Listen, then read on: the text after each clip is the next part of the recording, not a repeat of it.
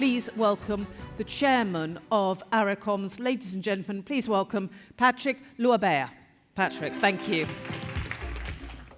Ladies and gentlemen, distinguished guests, it's an honor to address you on behalf of the Autorité de régulation et de contrôle des marchés des substances minérales stratégiques, ARICOMS, where I serve as chairman of the board of directors. I accepted the Cobalt Institute's invitation to provide clarification both on our vision, which is in line with that of our country's leaders, and on our strategy regarding the future of our cobalt, which is also your cobalt. Why our and your cobalt? Simply because cobalt is a strategic mineral substance today for the Democratic Republic of Congo, and it's expected to play just as crucial a role in the future within the context of the global energy transition. Mesdames et messieurs, avant d'entrer dans le vif du sujet, je commencerai par une brève présentation de l'ARICOMS. L'ARICOMS a été créé en 2019.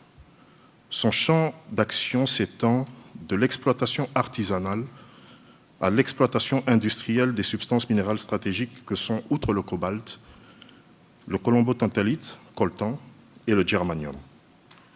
L'autorité de régulation d'ARICOMS s'exerce sur toute l'étendue de la République démocratique du Congo. Sa responsabilité est d'autant plus importante que la République démocratique du Congo est le premier producteur mondial de cobalt, car il contribuait à plus de 70% de l'offre mondiale en 2024. Mesdames et messieurs, plus de 70% de l'offre mondiale pour la seule République démocratique du Congo en 2024, vous conviendrez avec moi que c'est considérable. Cependant, et paradoxalement, ce cobalt n'a que peu profité à la République démocratique du Congo. En outre, il ne profite quasiment plus à l'industrie dans sa globalité. Pourquoi donc, si vous me permettez cette question? D'abord, puisque le cobalt de la République démocratique du Congo souffrait d'une très mauvaise image en raison d'une part importante de l'exploitation artisanale, qui était effectuée dans des conditions déplorables, impliquant des personnes vulnérables notamment. Les acteurs et observateurs tant nationaux qu'internationaux attendaient des mesures concrètes en la matière. Ensuite, puisque l'exploitation et l'exportation de ce minerai stratégique n'étaient pas effectuées avec des mécanismes spécifiques de régulation, ce qui a permis à chacun de faire ce qui lui semblait le plus profitable au détriment des autres. Ici aussi, des acteurs nationaux et internationaux espéraient que la République démocratique du Congo prendrait ses responsabilités en vue d'améliorer la situation. Il apparaissait donc comme évident que l'absence de régulation était la cause principale d'un dérèglement qui devait être corrigé, en raison, comme nous l'avons mentionné précédemment, de l'importance d'un cobalt pour tous. C'est dans ce contexte, et suite à une longue période d'observation, que le gouvernement de la République démocratique du Congo, ici représenté par M. le ministre, sous l'impulsion du président Félix Tshisekedi, a enjoint l'ARICOMS de prendre des mesures adéquates devant assainir la chaîne d'approvisionnement du cobalt, tout en veillant à améliorer ses cours sur les marchés internationaux. L'ARICOMS a ainsi agi le 22 février 2025, pour la première fois depuis sa création, en produisant 2 décisions visant à garantir une gestion optimale de cette ressource stratégique. En résumé, ces décisions imposent une suspension temporaire des exportations du cobalt congolais et imposent des règles strictes pour l'exploitation du cobalt issu de la filière artisanale, tout en consacrant le monopole de l'entreprise générale du cobalt, EGC en sigle, par un décret de la primature. Mesdames et messieurs, Suite aux décisions de la RECOMS, il nous apparaît aujourd'hui opportun, face aux préoccupations légitimes des opérateurs miniers et des diverses parties prenantes du secteur, de vous éclairer davantage sur les raisons ayant conduit à prendre ces décisions à la fois audacieuses et souveraines. Nous profitons également de l'opportunité qui nous est donnée aujourd'hui pour évoquer l'avenir de ce minerai stratégique. Il est important de souligner que les décisions de la RECOMS ont été prises après une évaluation rigoureuse et approfondie de la dynamique des pratiques du marché qui ont dévalorisé nos ressources en amont suite à des années d'exploitation minière illégale et d'exploitation incontrôlée de producteurs industriels et semi-industriels. Ceci a entraîné une chute historique du cours du cobalt à peu près plus de 21 000 dollars américains la tonne au moment de l'entrée en vigueur des mesures. L'offre était donc excédentaire sur le marché, ce qui constituait et qui continue de constituer une menace sérieuse pour la République démocratique du Congo et ses investisseurs tant nationaux qu'internationaux. Il était donc du devoir de notre État, en tant que principal producteur de cobalt, de prendre des mesures immédiates pour préserver l'avenir de notre cobalt.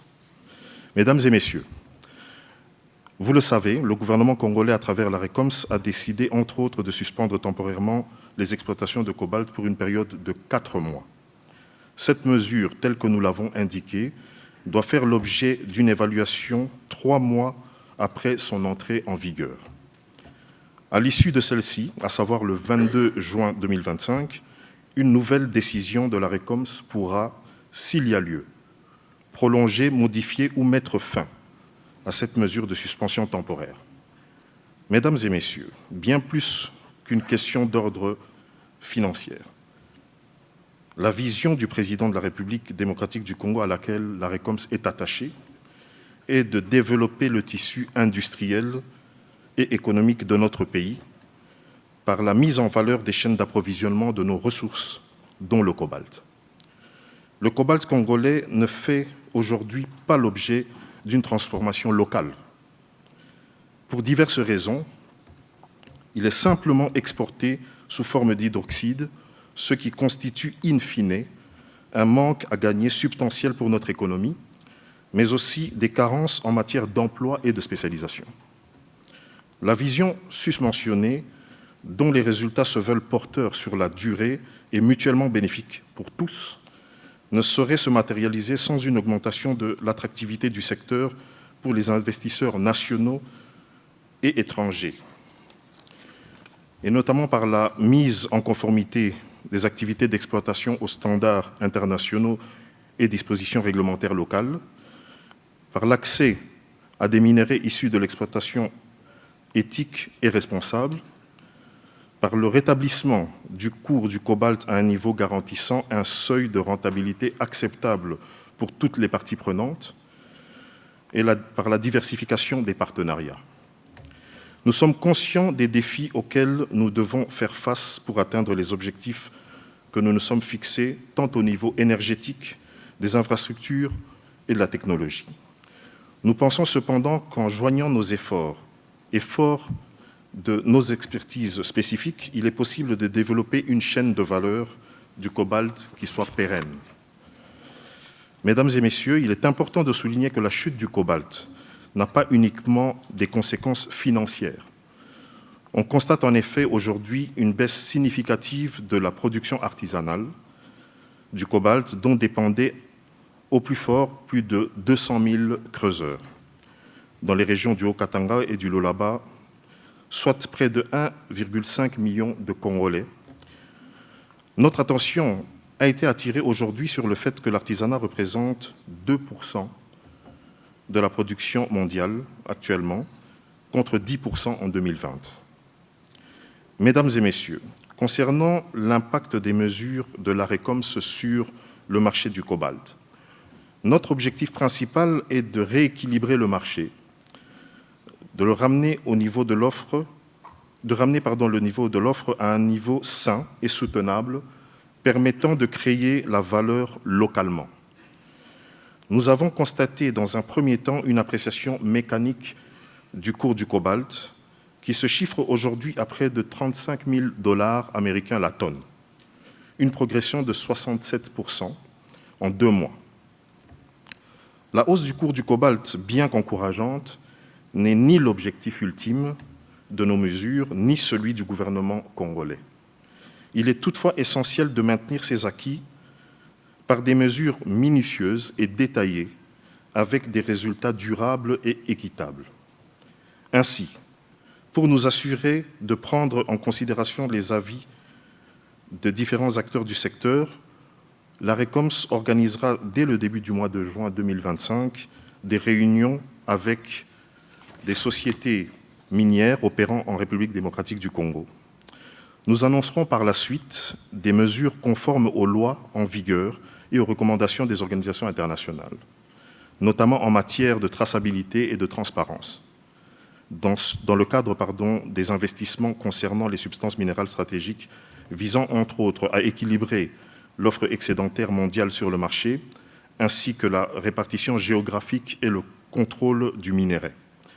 Mettre en place un mécanisme de tarification transparent, équitable, qui préserve tant les intérêts de l'État que ceux des producteurs et des consommateurs du cobalt, et transformer des minerais stratégiques en RDC afin de soutenir une plus grande densité du tissu économique, la création d'emplois ainsi que la plus grande création de valeur à l'extraction du cobalt.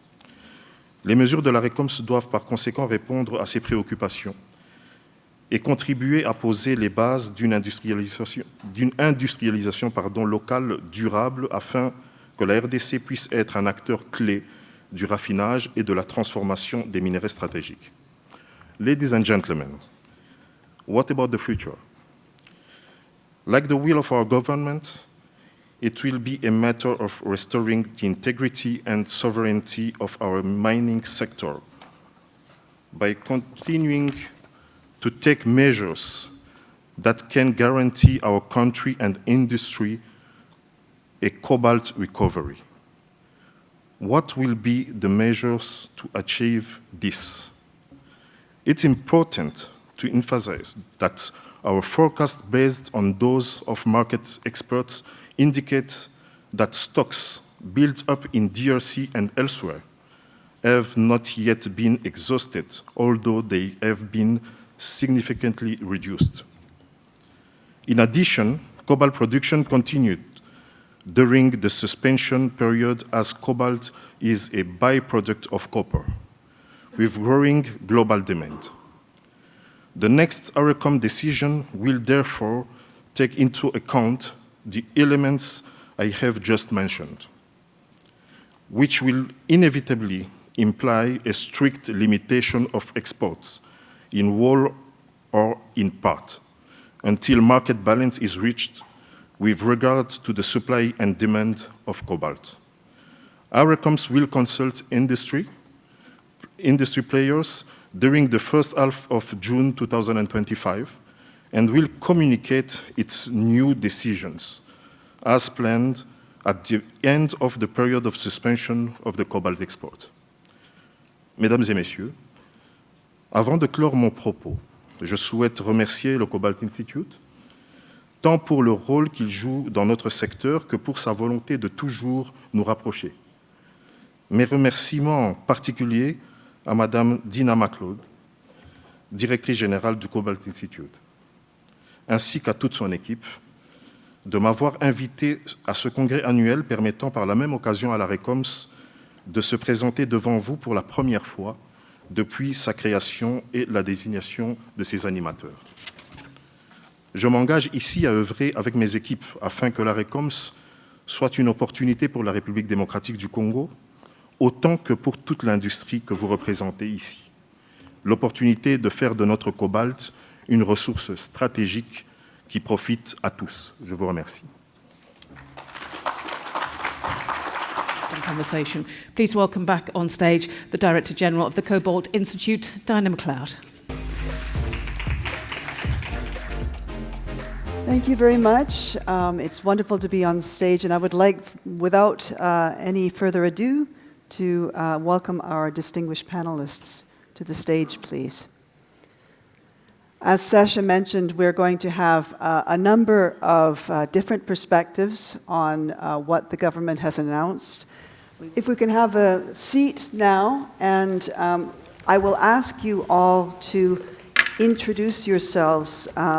First of all, I'd like to ask Didier Kaku Kingwabidi, Inspector General of the of the Inspection Générale des Mines, to introduce yourself very quickly, and then the other panelists will come and introduce themselves very quickly, please.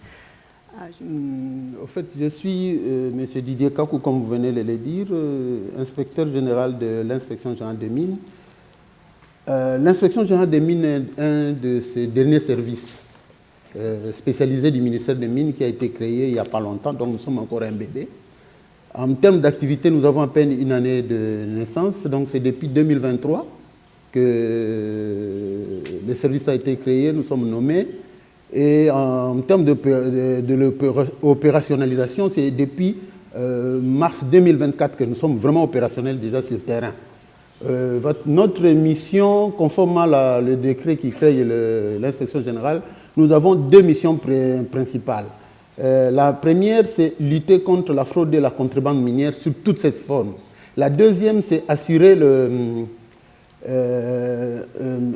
mécanisme de collaboration, concevoir et assurer la mise en œuvre de mécanismes de collaboration sur le terrain avec tous les autres services du ministère, enfin de la République, du gouvernement, qui luttent contre la fraude et la contrebande de manière générale et dans le secteur minier en particulier.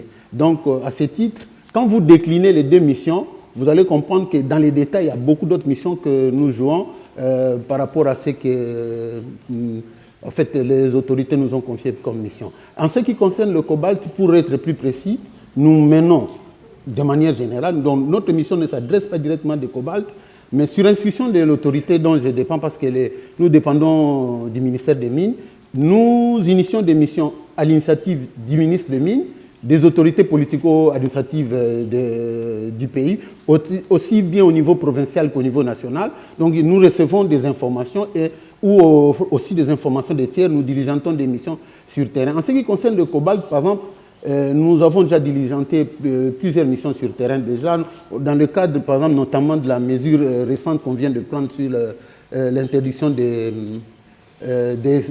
l'exportation du cobalt. Nous avons déjà initié quelques missions pour nous assurer que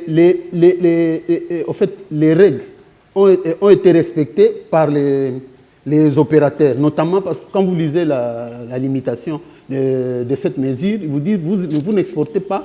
Mais or, quand vous prenez maintenant, par exemple, le mécanisme d'exportation, il y a un temps.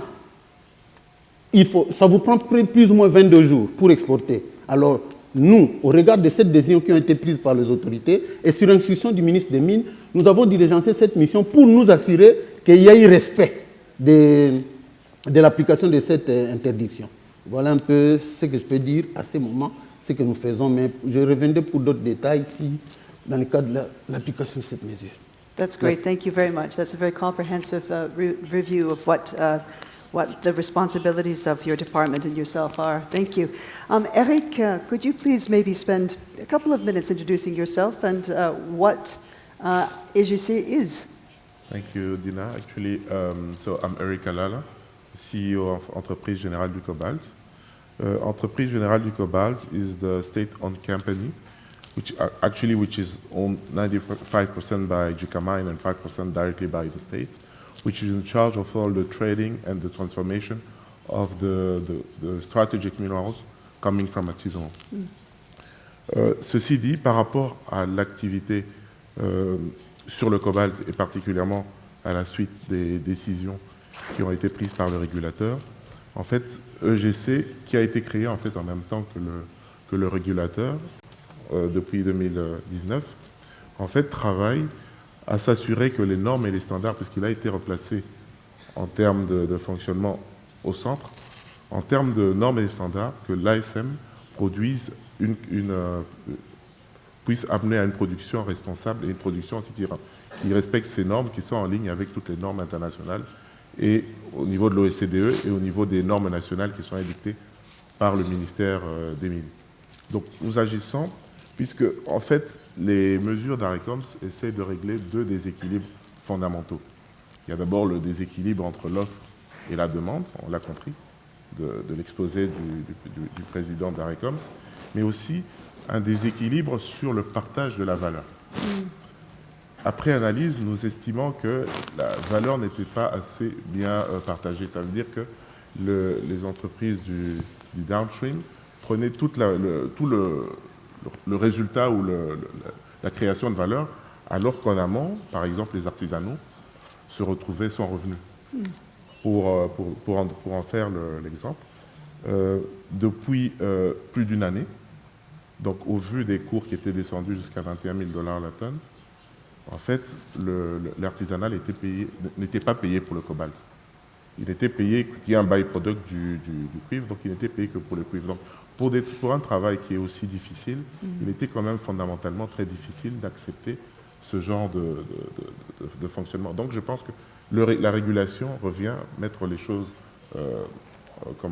en perspective afin de s'assurer qu'il y a une meilleure rémunération des artisanaux, de l'État, mais aussi des investisseurs. Donc, quelque part, on veut ramener du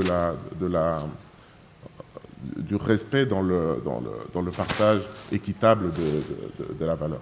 Après, je pense que le dernier décret apporte aussi des solutions novatrices, comme la possibilité de juxtaposition entre les propriétaires de permis d'exploitation qui peuvent, en travaillant avec AEGC maintenant, mettre à disposition certains carrés de leur PE afin d'y effectuer de manière légale de l'activité artisanale, ce qui permettra de baisser les tensions et qui permettra aussi aux artisanaux de développer une activité légale. Puisque qu'est-ce qui se passait aussi, c'est qu'il y avait une difficulté majeure à laquelle on devait trouver une solution, c'est que les artisanaux se plaignaient d'envahissement qui était dû au fait qu'ils n'avaient pas d'endroit pour pouvoir travailler légalement. Alors le gouvernement de la République il a trouvé deux solutions. C'est d'abord d'investir dans la recherche via le service géologique national pour identifier des espaces où ils pouvaient travailler légalement, mais c'est aussi d'offrir la possibilité aux industriels de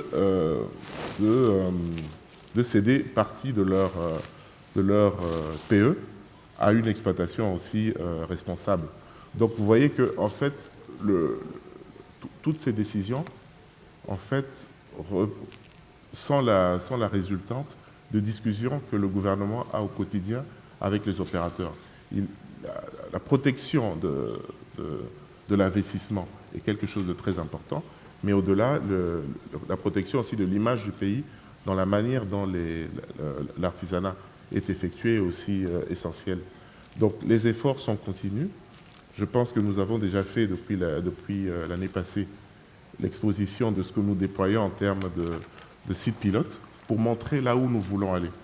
Puisque c'est vrai, comme on l'a dit, on ne peut pas être dès le premier jour totalement conforme, mais notre volonté, c'est cette conformité à 100%.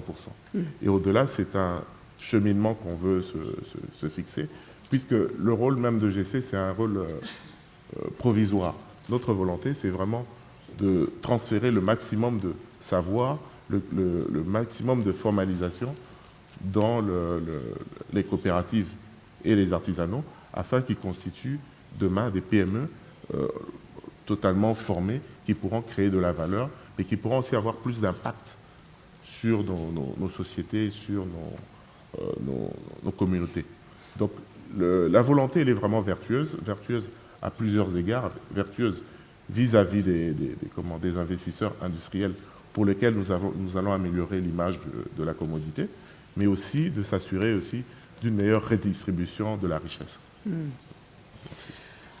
Thank you for that, Eric. And whenever you speak and whenever we talk about this, you were talking about respecting international norms, but you are creating an international norm, and it's really important that the media understand that the DRC is doing something that no other country in the world has ever done, and piloted. It's an absolute breakthrough, and so it's wonderful to see also the development in the thinking. Thanks for that. I will turn now, please, to, this was an introductory session, but it's already getting into the substance. But Marie Jaltal, perhaps you can introduce yourself and then offer some reflections on behalf of Glencore. Okay, thank you, Dina. Thank you for having us here. First of all, my name is Marie-Chantal Kaninda. I'm the president for Glencore in the DRC. I'm also the chairperson for KCC, Kamoto Copper Company. And I'm always very proud to say it because I think I'm the first Congolese person to be president of Glencore in the DRC, first female as well. And the first female as well to be the chairperson for KCC, which I think it's a good achievement from Glencore. Yes. Secondly, I think that what is also important is to say that indeed Glencore has two operations in the DRC, which is Kamoto Copper Company, KCC, which is a partnership between Glencore, GECAMIN, and today the government has also a 5% stake within KCC, and we tend to forget that. So we tend to talk about it as if the state was not part of it. So I think it's really important to mention that. And Mutanda Mining, since last year, the stake has 5% as well within Mutanda Mining. And I think that what is important here to raise is the fact that as a company, a responsible company globally, we feel that you cannot operate differently in the DRC from what you do in other parts of the world. So it is possible to operate responsibly, as we do in Canada, in Australia, in Latin America. So the same standards, we implement them within our operations in the DRC. Secondly, what I can as well add, because we are a responsible company, we are RMI certified. Earlier on, you were the one saying that we have undergone the copper mark. And it's true that we have undergone the copper mark, and I think that what is also very important and critical is we have undergone the highest level of the copper mark, and we have been successful at this stage, and I think that this shows that it is possible to implement that in the DRC. Perception-wise, it's always that it is difficult to operate. Yes, it is sometimes a bit more difficult to operate because of some of the standards that are not always respected. But as a company, we have decided to make that effort, and it is possible. It is also important to understand that in the DRC, cobalt is a byproduct of copper, which makes it slightly different when we talk about some of the decisions that are being made or have been taken by the government. You have to produce, whenever you produce copper, you have some cobalt in it, and I think that we need to understand that as well. So I'll maybe pause here, and you'll maybe have further questions. Thank you very much. That's wonderful. And yes, well, it's always such an inspiration to have you on the stage as well. Thank you. As a role model for all the other women in the industry. Turning perhaps to Jimmy Mongorek, you are the DRC Country Director for Resource Matters. Perhaps you could explain what your role on the stage today is and why you feel you can come and speak to us today from your perspective. Thank you very much. I'll speak in French. Je vais parler en français. Effectivement, si elle demande comment je me retrouve ici et qu'est-ce que j'aimerais dire, comprenez qu'au niveau de la RDC, nous avons quand même atteint quand même un niveau important d'interaction entre les parties prenantes. Et je suis de la société civile. Et c'est important. Et que des fois, nous travaillons avec le gouvernement et aussi avec les entreprises pour les défis des ressources naturelles et particulièrement les ressources minières. Et c'est comme ça que je me retrouve ici sur ce panel. Et merci également à Cobalt Institute de songer à nous associer parce que si on est associé déjà dans les pays, dans les réflexions comme ça, c'est important que nous partagions également ces réflexions dans les forums comme celui-ci. Ressources Matters travaille depuis un certain temps sur les défis des ressources naturelles de manière générale et aussi des ressources stratégiques, les minéraux stratégiques en particulier. Parce que comme l'Excellence, le ministre l'a dit le matin, et les DG, plutôt le PCA de la RECOM l'a repris, c'est qu'on se rend compte que les ressources congolaises n'ont pas encore suffisamment bénéficié aux Congolais. Parce que quand on parle du Congo, souvent, les gens font allusion à une pauvreté extrême, et ce qui est possible. Et c'est normal qu'il y ait des mesures comme ça qui soient prises pour voir justement comment transformer ce qui est aujourd'hui défi pour être des opportunités pour le pays. Et cela, nous le faisons à travers toute la chaîne pour voir également la chaîne des acteurs. Nous avons mis en place une plateforme que nous appelons supply chain et ça aide beaucoup, et même les consommateurs, et même du côté étatique. Il y a une petite carte ici que je vais déposer à la porte là-bas. Il y a un QR code ici que vous pouvez scanner et understand your cobalt supply chain. Où nous avons, comme on a parlé de cet avant, mais il y a des Unilink. C'est le Unilink pour le cobalt du Congo, où vous pouvez trouver quels sont les producteurs au Congo et qui sont les acheteurs et tous les intermédiaires le long de la chaîne. Et ça vous informe quand même pour savoir où va le cobalt congolais et qui achète le cobalt congolais et comment ils le font pour arriver à trouver un niveau de responsabilité. Parce qu'un des objectifs, c'est également de voir que les acteurs contribuent également au développement du pays.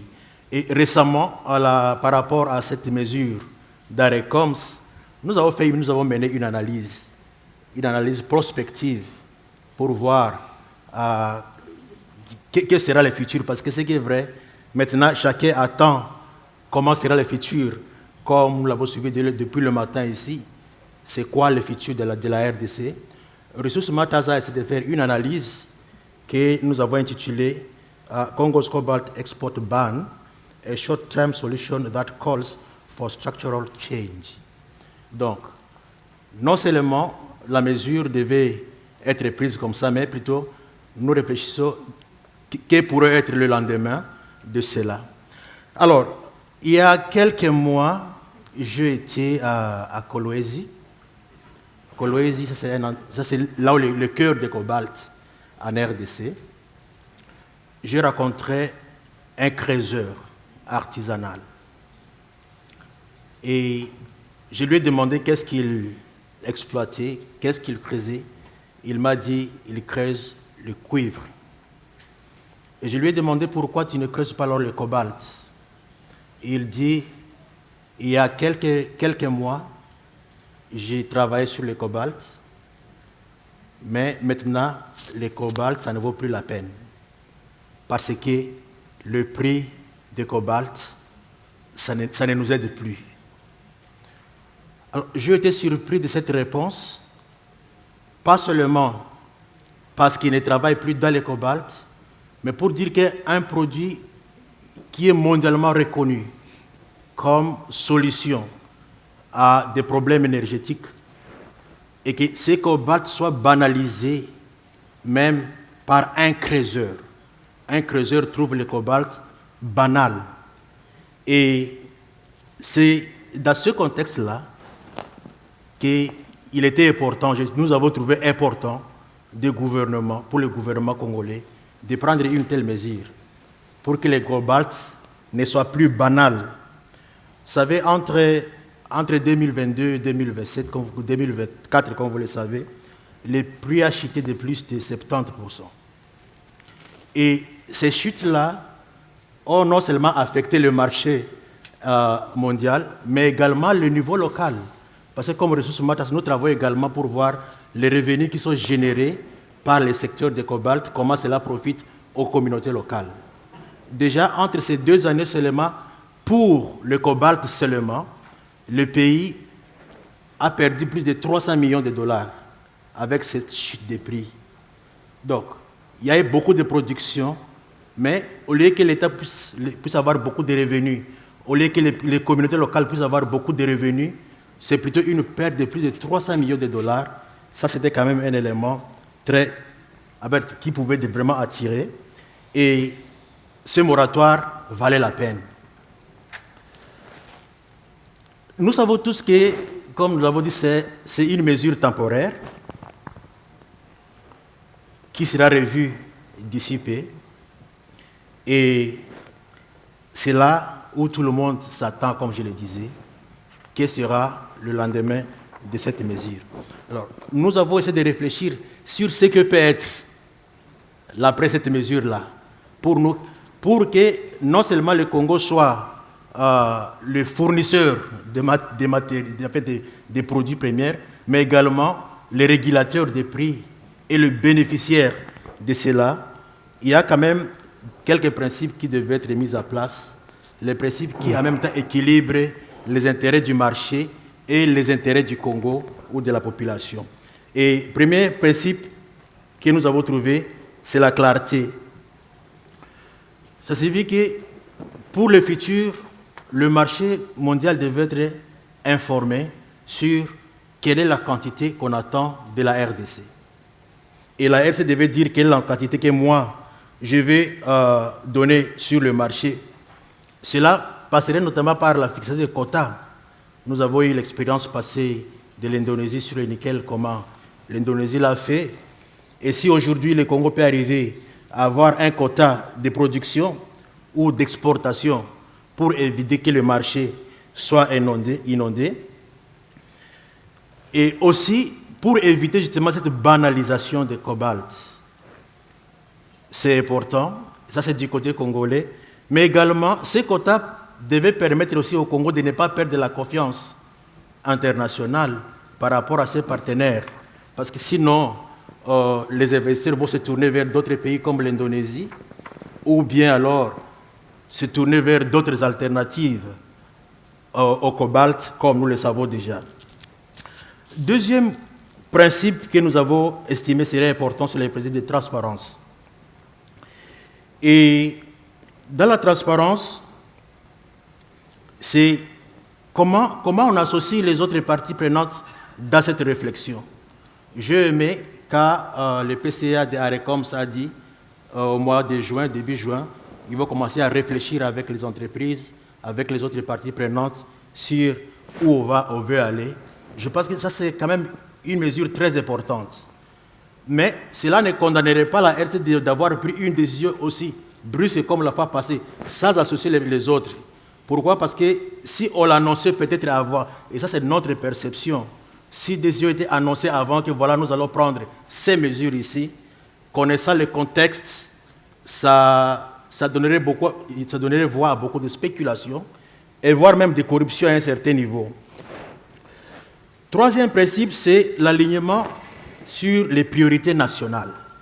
Là où nous voulons aller, c'est de voir quel est l'équilibre entre les priorités nationales et les priorités internationales. Lorsque la mesure sera relevée, comment le Congo pourra fixer même les quotas dont nous parlons, donner à telle entreprise tel quota par exemple? Il y a peut-être des principes. Dans les discours, nous avons suivi qu'au niveau local, il n'y a pas de transformation. Ça veut dire que si, par exemple, prochainement, on doit lever la mesure, c'est de prioriser une catégorie d'exportateurs de cobalt. Par exemple, ceux qui sont prêts à avoir une valeur ajoutée au niveau local. Ils sont prêts à transformer un produit qui a atteint à exporter un produit qui a atteint une certaine valeur. Et on leur donne le permis d'exportation. Ça pourra aider à ce que ça valorise la transformation locale.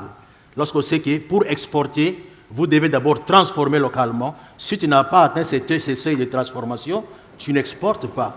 Et ce sont des mesures qui pourraient peut-être aider à équilibrer l'exportation. Et oui, je vais chuter. Oui. Yes, je vais chuter. Oui. Et la dernière responsabilité, avec le dernier principe, c'est le principe des responsabilités. Moi, j'appelle ça le principe des responsabilités. Parce qu'on nous a parlé ici que le cobalt congolais a même été taxé de tous les mauvais mots pour dire exploiter dans les conditions inhumaines et tout ça. C'est par exemple lorsqu'on veut donner la licence d'exportation à une société, de se rassurer que la société respecte les normes environnementales, la société respecte les droits humains, et si ces principes-là, s'il y a des sociétés qui ne respectent pas ce principe-là, on peut leur limiter l'exportation, et je pense que ça créerait de l'équilibre entre les intérêts du pays et les intérêts mondiaux. Peut-être que je vais revenir après encore dans les échanges sur d'autres questions. Merci. Thank you, Jimmy. I mean, I think we all share the goals that you outlined, the beneficiation, the local buildup of value, and so I think we're all on the same side as we debate this. Thank you for that. And may I then turn to our last speaker, Jen Peiser.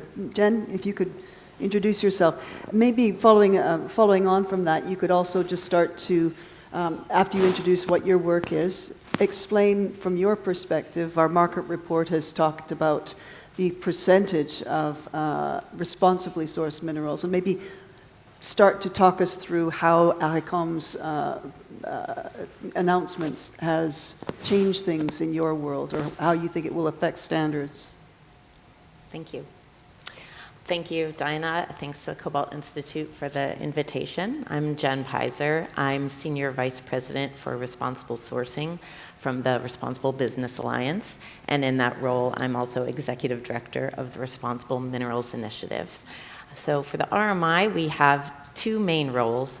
One is as a membership organization. We have over 500 global companies in our membership.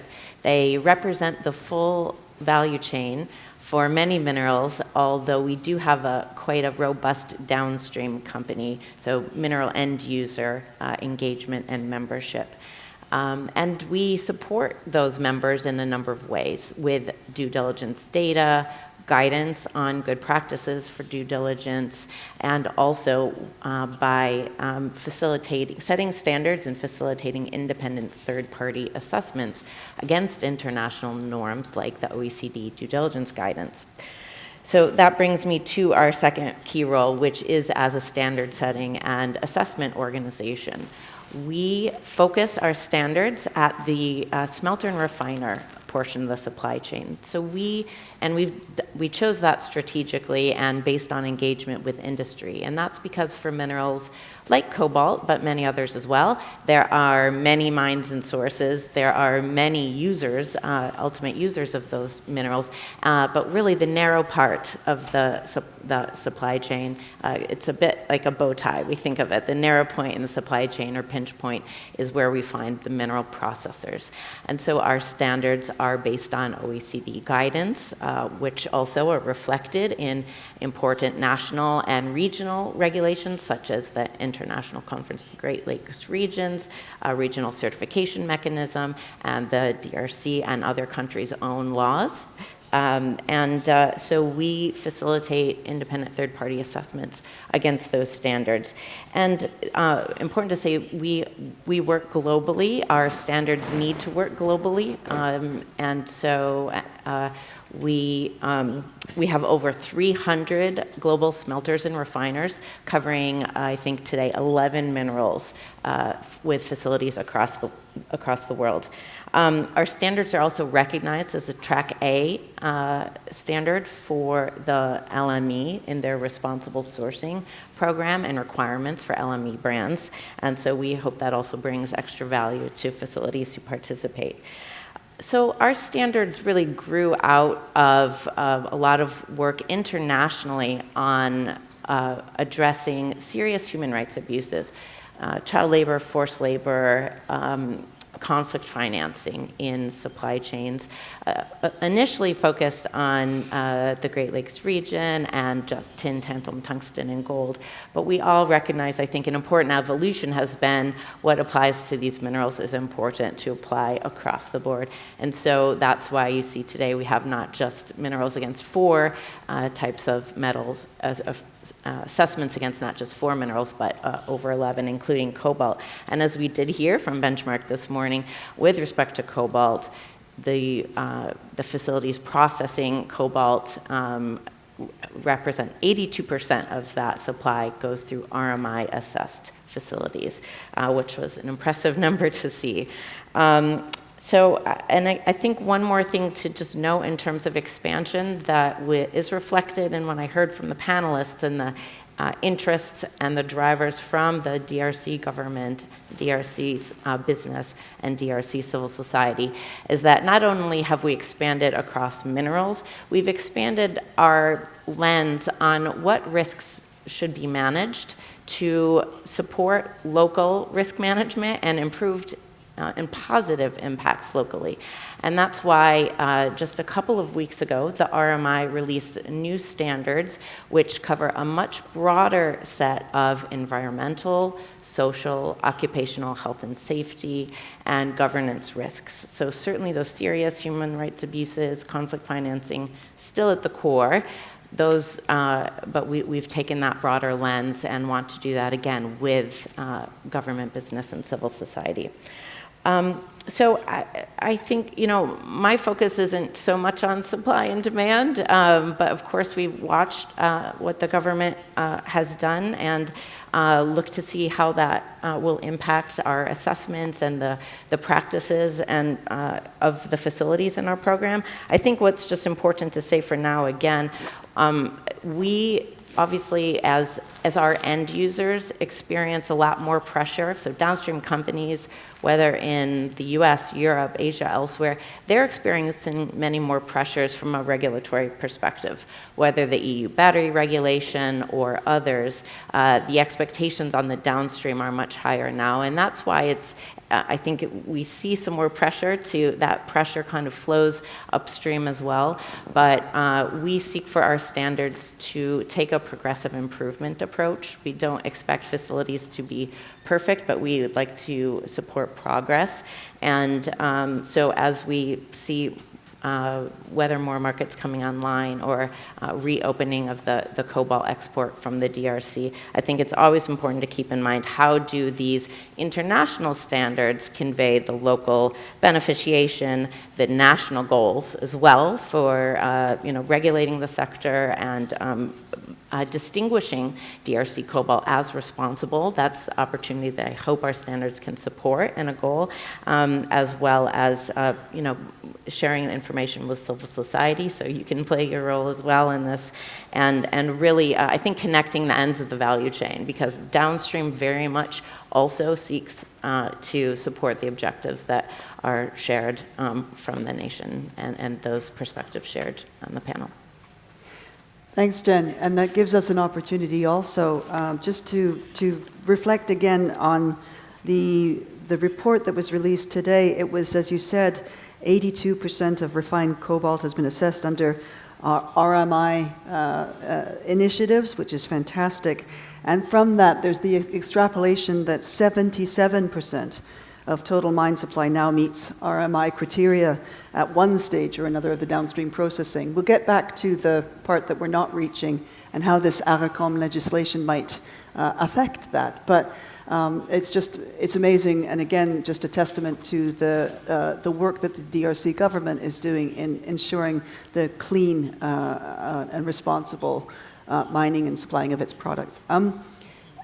I'd like to turn the conversation, I can't believe it, we've got just about a half an hour to go. I want to split this next conversation into three.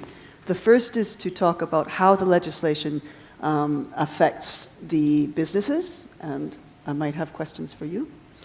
And then how basically, I'd like to explore a little bit more, not just about the law, the export ban, but the other parts of the law that affect things. And I will be looking to you. And then I would like to take some audience questions here for the last part of our session. So turning to you, Marie-Chantal, if you could just reflect for us, please, on what you think are the ramifications of the February announcement, and also it sounds like there will be continued interventions in the future, which will be announced in June. Could you tell us from a DRC business perspective how you feel this most affects the businesses? Thank you, Dina. It's true that prior to the February decision, some of you might remember that we had Glencore CEO visiting the DRC and meeting with the president and meeting with the prime minister as well. And one thing he said at the time was that the prices of cobalt was so low that it was really becoming a terrible issue for companies operating and producing cobalt. So that was certainly not something to be hidden. So I think that we all were concerned because such low prices. Yeah. We are producers and we are also traders. So we know that too low prices are never convenient for anyone. And as I said initially, in the Congo, what you have is cobalt is a byproduct of copper. So whenever you produce your copper, there is a cost related to the cobalt as well. So of course this was an issue. So listening to the ban put in place by the government, we thought that it might be a way to resolve some of this situation. So basically now the ban has been put in place now for 3 months. We are of course, now that Mr. Rabea has said that we need to wait another month before there's more communication, well, we are all thrilled and waiting for this last month to come and to see whether the government will be either extending the ban, because that's what Mr. Rabea said, either extend, we don't have any solutions, other solutions, either extend, either stop, put some quotas. If that's the case, what are the types of quotas that are going to be put in place? If there's an extension, how long will that extension be? So, in fact, now what we are all waiting for is to see what the government will decide to do. I know that in one of your questions you're referring to the fact that this has been done once and maybe it can be done in the future as well. I guess that, yes, because that's when a government decides to take control on the fact that they are the biggest producer and they have the biggest reserves of a product in country. So that's where we are, and we need to now think that those are things that could be happening even more in the future. And as a company, how do we get prepared to that? At least now what we know is that the DRC government is capable of doing it, and I think that this is very new. I mean, since the industry has been existing, I think this is the first time that such a decision has been taken. So I would say that it's really, we had hoped maybe that there would be a bit more said today. It has not yet been said, so we'll just sit and continue waiting to see what will be happening. But what is interesting is in the speech of Mr. Luabea, I didn't hear him saying that, things would remain as it was in the past. So Yes. obviously Yes, we are exactly. moving ahead. Yep. So what will be that moving ahead? That's the most important at this point in time.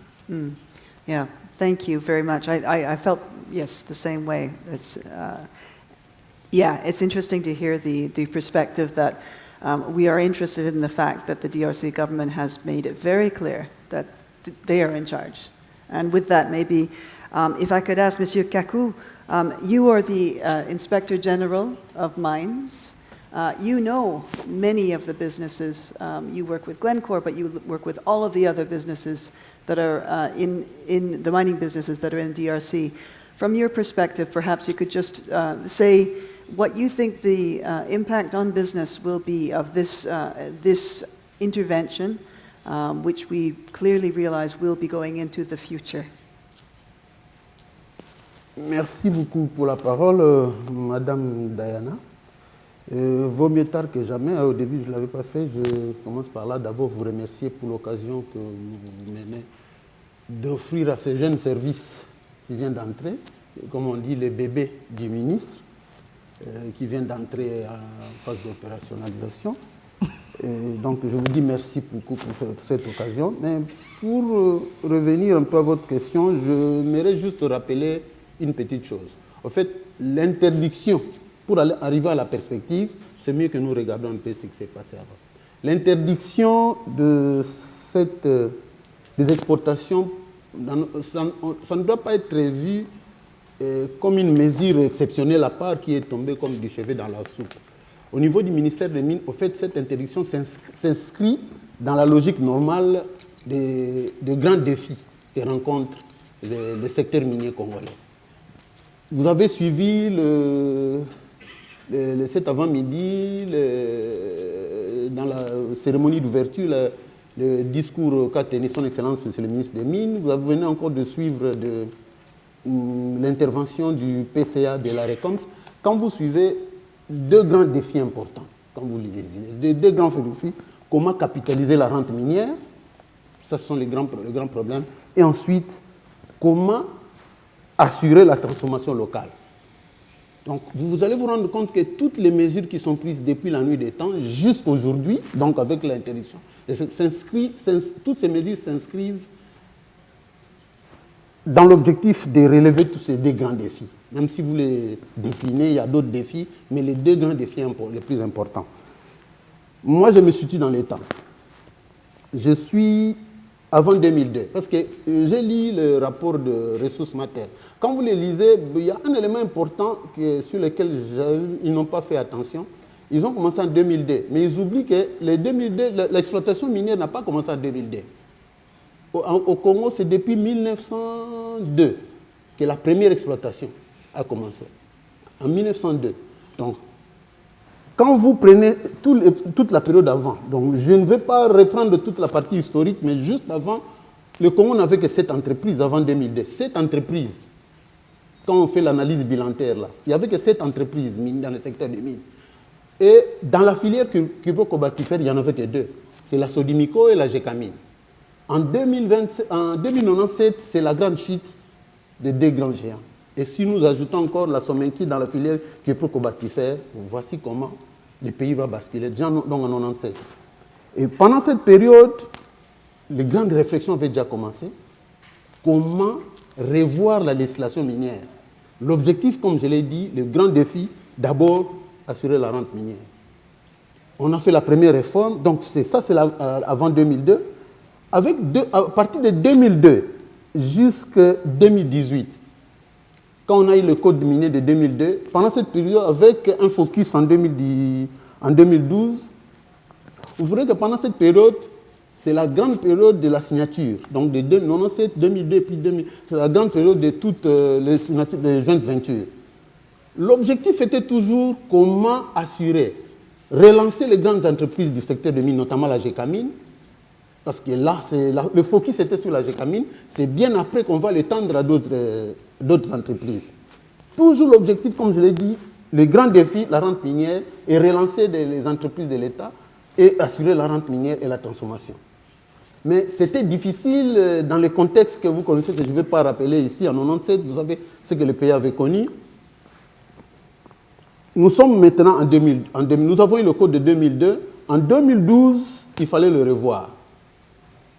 La première réforme de 2002 nous a, au fait, il fallait ouvrir le VAN. C'est ce qu'on a fait. Mais en 2012, maintenant en 2012, les choses commencent à se préciser. Il fallait revoir la fiscalité. Donc, il y a eu 5 grands piliers importants en 2012, et que la réforme a été clôturée en 2013, donc 10 ans après. Donc, cette réforme a eu pour plusieurs piliers. En l'occurrence, je pense que le pilier le plus important, c'était le régime fiscal. Le plus important, c'était comment voir, comme je l'ai dit, capitaliser la rente minière. Vous allez voir, c'est à ce moment-là qu'elle va sortir l'expression que nous connaissons aujourd'hui, la redevance minière classifiée selon qu'on est en substance stratégique. C'est à ce moment-là que va naquir plusieurs termes. Entre-temps, la chute des deux géants avait créé une nouvelle catégorie d'opérateurs qu'on a appelé les entités de traitement. C'est la suite à l'exploitation artisanale. Mais ce que je vais rouvrir rapidement une parenthèse que je vais aussi rapidement fermer ici. Il n'a jamais été question dans les chefs du gouvernement de mettre en place une politique réelle de l'exploitation artisanale. Parce que nous savons, on ne peut pas développer un pays avec l'exploitation artisanale. Parce que vous savez, le grand problème avec l'exploitation artisanale, c'est le crémage. Là, les techniciens du secteur me comprennent vite, mineurs et géologues qui sont dans la salle, il y a le crémage des gisements. Il y a le crémage des gisements, ça dérange. Donc on ne peut pas bâtir une politique réelle de développement du pays en comptant sur le secteur minier, comme c'est le cas de notre pays, avec l'exploitation artisanale. Mais comme on dit, en droit, les juristes disent, les faits précèdent le droit. L'exploitation artisanale, c'était une réalité sociologique. Pas technique ou juridique ou une volonté politique, mais il fallait compter avec. Voilà comment, en 2012 ou 2013, on va intégrer les entités de traitement dont la plus grande partie de la production venait de l'exploitation artisanale. Voilà un peu en bref. Après, en 2018, on a pris tout le monde. En 2018, finalement, avec beaucoup de retard, mais nous sommes contents aujourd'hui. La réforme a été touchée, plutôt publiée, rendue publique. Nous avons eu le code de 2002 tel que modifié, complété par la loi de 2018. Maintenant, on a eu un nouveau régime fiscal et douanier. Je m'arrête juste là parce que l'objectif, comme je l'ai dit, c'était capitaliser la rente minière. C'est dans ces contextes-là que nous devons comprendre la mesure qui vient d'être prise, donc les autorités, son Excellence est revenu dessus, le PC est revenu. Donc ce n'est pas de manière vraiment isolée. Mais maintenant, pour l'avenir, voilà comment nous voyons les choses. C'est clair. Donc il n'y a vraiment pas, pour moi, tout est clair. Le PCA de la RECOMS vient de le dire, le schéma est clairement tracé. Donc à cette étape, nous sommes à la collecte des données. C'est ce que nous sommes en train de faire. Toutes ces données que nous sommes en train de collecter, la note circulaire qui a donné la responsabilité à la RECOMS de gérer la mise en application de cette mesure va réunir maintenant tous les éléments. Nous sommes à la phase de collecte. Et la collecte des données, comme nous le faisons, nous le faisons au niveau local, c'est-à-dire, pour reprendre l'expression qu'on utilise souvent, c'est au niveau en amont, et puis les données en aval. Nous venons de nous rendre compte qu'il faut aussi intégrer les paramètres, par exemple les tarifs. Ça, c'est un grand élément que nous venons d'apprendre. Donc, toutes ces données-là vont concourir justement à voir comment comment nous voyons l'avenir, sous l'autorité, sous la coordination de la RECOMS. Mais pendant que nous sommes encore avec la réalité de l'exploitation artisanale, je voulais en profiter ici pour revenir sur un petit élément sur l'opportunité que Madame Jennifer puisse relever tout à l'heure sur les opportunités pour les exploitations artisanales à petite échelle. J'ai dit, bon, parce qu'il faut faire avec, nous, au niveau de la République démocratique du Togo, on a, en 2021, si elle va se rappeler, on a fait des propositions à la RMI. We have a little bit of time Yeah. left. On avait fait des propositions, c'est là que je termine, on avait fait des propositions pour mettre en place, par exemple, une banque de crédit minier. Justement pour que tous, parce qu'il y a un problème réel que nous soulevons, mais que tous, mais surtout les acteurs qui sont en aval, n'ont pas encore intégré, c'est le coût de la diligence raisonnable. Le coût de la traçabilité, c'est là un coût. Mais que nous devons partager le coût de l'exercice de la diligence raisonnable. Nous devons partager le coût. Et la seule façon que nous avons estimé que nous pouvons partager le coût, c'est la mise en place de cette banque. Aujourd'hui, au fait, l'exemple que nous avons eu, c'est la filière café. Dans la filière café, c'est les mêmes problèmes, les mêmes défis que nous rencontrons dans la filière minière. Présence de personnes vulnérables, c'est dans l'exploitation artisanale comme dans la... Et là, dans tous les Starbucks, quand vous prenez un café, il y a un petit pourcentage qui rentre pour soutenir l'exercice de la diligence. Mais comme on ne peut pas le faire dans la filière minière, voilà pourquoi c'est que nous avons toujours proposé à RMI, comme ça va nous aider à tenir compte. Et dès qu'ils ont... Parce que le grand défi que nos amis exploitants artisanaux ont, c'est l'accès aux finances. L'accès aux finances. Et je dis et je vous remercie. Thank you very much. I have learned a lesson in the policy history that has led up to this, and it's super important to keep it into this context. Thank you for that. I would turn from the business elements of the ARECOM law to let's talk about what this means for standards for responsible sourcing before we turn it over to our audience to ask questions. Eric, if you could tell us what specifically are the changes in the law, and what does this mean for EGC? Thank you, Dina. I think from our discussion and also from what we developed from all this time, it's very important to show that there's really an implication of the government now to do things properly. Mm-hmm. I think we've done a lot, we've communicated, but now I like the title of the session, it's now to make it practical. And if you look, we have announced decision, we have announced what we wanted to implement, but now you can see that clearly it's becoming practical. It's becoming practical by creating Inspection Générale des Mines, which is really making sure that we will respect what are the law and the decisions which are taken by the government. At the same time, I think even with the entité de traitement, we have the decision from the Ministry of Mines, which is closing some of them. Same also with customs. We've started also some inquiries on how was the supply chain of those entités de traitement. So you can feel really that we want to implement what we are saying. And at the same time also the pilot side that we are also working on. It's totally transparent. So what we implement, it's really the norms and the standard that we have announced, more than 3 years ago. But now it's coming reality. And that reality can be also challenged by any stakeholder. That's why we started working with private companies, with NGOs, but even with partners like Cobalt for Development, which is financed by the European private sector, but also Fair Cobalt Alliance, but even if it's not closed, which means that we have really the aim to make sure that what we will implement, what we will produce, will be totally challenged and responsible. Mm. And for that, we have also this partnership that we have on the pilot side with RMI, but also it's coming really the first to give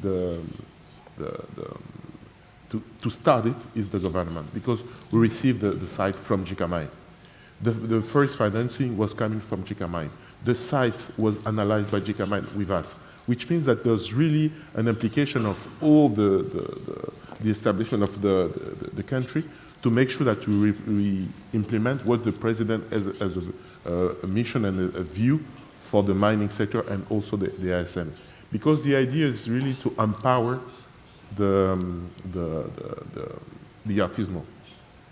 Empower them by making them, really companies, like they have to comply to the law, which is also very important, because if they want to have access to the finance, at the end of the day, they need also to be formalized.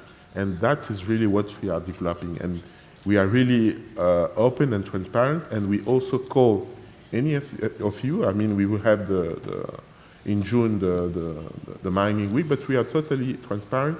You can come on site and visit and see what we are actually doing. It's totally transparent, and we even call, because we were also at OECD, we explain what we're doing, and we call all those actors from downstream to come and see what we're developing, and even if they want maybe to challenge, they can come and challenge. But what we want to make sure is that when we will start producing very soon, there will admit that it can even represent an added value to have this kind of production, which is really responsible. Thank you. Thank you very much, Eric. Now, Jen, you've heard what the plans are, and I myself am going to come in Mining Week and have a look. But if you could say, from a global perspective, perhaps be objective. I'm not. So be objective and say how this could build confidence in the cobalt sector from the DRC. So what I think is really interesting here with the developments with ARCOM and EGC is that I see a real parallel, even in the same timeline, in which there are new requirements, structures, systems before export will be allowed, as well as, on the other side, for importing companies, countries and companies. So again, just with the example on the international front with the EU battery regulation, any company putting a battery on the market in the EU needs to demonstrate due diligence for key battery minerals, including cobalt. So at the same time that now the downstream must demonstrate and have documentation for due diligence of their supply chain from upstream to downstream, the producers, Glencore and others, need to also demonstrate before export that they also meet standards. So I think this parallel is mutually beneficial, mutually reinforcing to all of the objectives that we heard today. I think standards, independent, credible standards and assessment can help be a bridge from the upstream to the downstream and provide a sort of a passport from the export to the import. Along with that, though, I really encourage for any program that DRC businesses engage with, something that's very important for the RMI is not just to push these pressures further to the upstream so that you have now kind of a cascading and piling requirements from international and national, but rather that we have doubled our team of technical assistance experts in the RMI in the past year. And so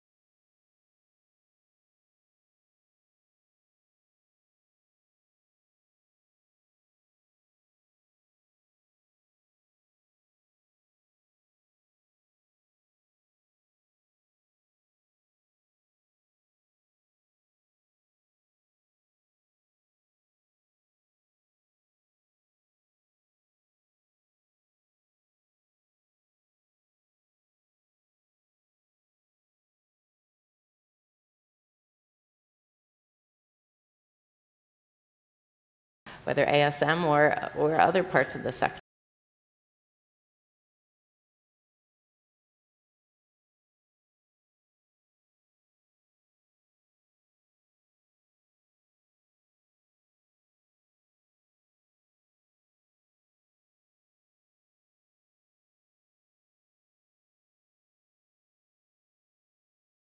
Unfortunately, our pilot project with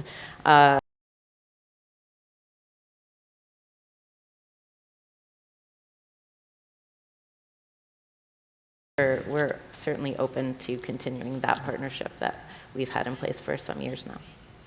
Super, very interesting. Thanks, Jen. We have a few minutes, and we have both a distinguished panel and an extremely august audience. And I would like to ask if anybody would be interested in asking a question for us today. I'm formerly with the U.S. Geological Survey and currently with Strategic Mineral Consulting.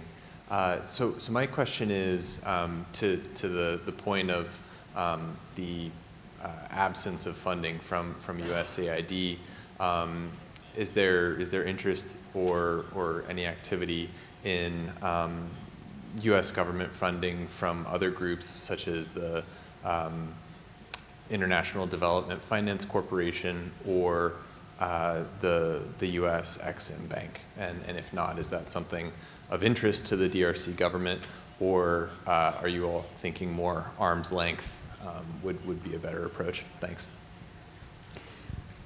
I think, Eric, that might be one for you. Thank you. No, I think, je pense que l'intérêt, il est grand. Je pense, comme je l'ai déjà exprimé, notre ouverture ou notre transparence s'exprime aussi par la volonté de collaborer dans la mise en place de ces projets. Et justement, sur les sites pilotes, entre autres, nous travaillons avec le département du travail, le Department of Labor, et l'USAID, justement, sur le développement de ces sites qui, pour eux, avaient aussi une importance majeure. C'est vrai qu'il y a eu des changements politiques en début d'année qui ont induit la fin des financements tant pour le département du travail sur les projets à l'extérieur que sur l'USAID. Mais nous restons dans une discussion permanente. Nous continuons, puisque le premier développeur de ces projets ou de cette politique, c'est le gouvernement de la RDC. Donc nous prenons nos responsabilités, nous continuons à développer ces projets pour nous devrait être la vitrine de ce qui devrait se faire, pas seulement en RDC, mais dans le monde. Donc nous prenons notre bâton de précurseur, mais nous restons ouverts. Nous avons des discussions avec le gouvernement américain via l'ambassade, via le département économique, mais même avec le gouvernement directement. Je pense qu'il faudrait, à leur niveau, qu'ils puissent refaire leur politique générale, mais je pense que nous allons établir des ponts, puisqu'il est essentiel en tant que consommateur qu'ils participent aussi à la définition de ce que nous faisons pour qu'au niveau des marchés, ça dérive.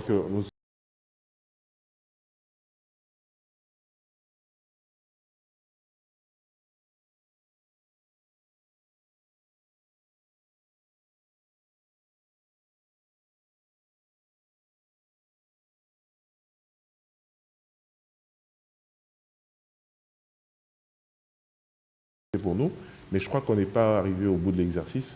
Nous continuons, nous avançons. Je crois que l'ASM est un défi dans tous les pays. Je ne sais pas que les pays en voie de développement.